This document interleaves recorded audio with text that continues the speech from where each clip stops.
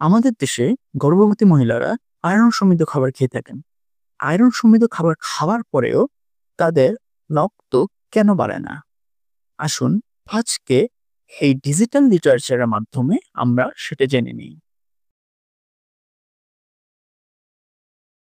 আমরা জানি গর্ভাবস্থায় শরীরে আয়রনের চাহিদা বেড়ে যায়, কিন্তু সবসময় শরীর তা শোষণ করতে পারে না।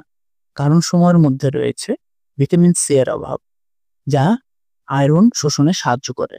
আমরা জানি ভিটামিন সি এর মাধ্যমে আয়রন শোষিত হয় শরীরের মধ্যে।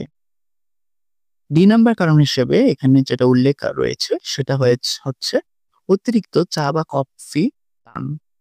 ট্যানিন বা ক্যাফিন আয়রন শোষণ কমিয়ে দেয়। তাই অতিরিক্ত চা বা কফি পান থেকে গর্ভাবস্থায় বিরত থাকা বাঞ্ছনীয়।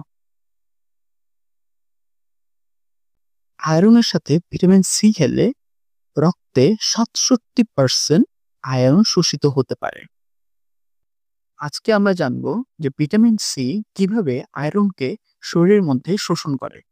আমরা এখানে বেসিক্যালি উদ্ভিদ থেকে যে আয়রন সংগ্রহ করি সে আয়রনের কথা বলছি, মানে নন হেম আয়রনের কথা এখানে বলছি।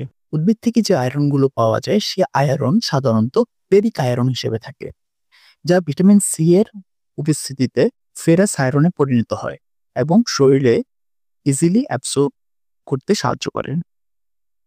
হ্যাফাসিন এনজাইম ফেরাসকে ফেরিকে পরিণত করে এবং ট্রান্সফেরিনের মাধ্যমে বোন মেরুতে নিয়ে যায় এবং হিমোগ্লোবিন মানে রক্ত তৈরিতে সাহায্য করে। প্রচুর পরিমাণ ভিটামিন সি রয়েছে সাধারণত পেয়ারা, কিউই ফল, স্ট্রবেরি, কমলা লেবু, পাকা পেঁপে, ব্রোকলি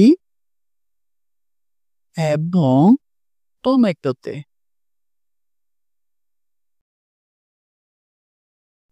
তাই যে সকল গর্ভবতী রোগীরা শরীরের রক্ত বাড়ানোর উদ্দেশ্যে কচু, কচুরলতি এবং অন্যান্য আয়রন সমৃদ্ধ খাবার খেয়ে থাকেন, তারা এর সাথে ভিটামিন সি সমৃদ্ধ খাবার অবশ্যই খেতে হবে। তাহলে কেবল শরীরে আয়রনের শোষণ বাড়ার সম্ভাবনা থাকবে।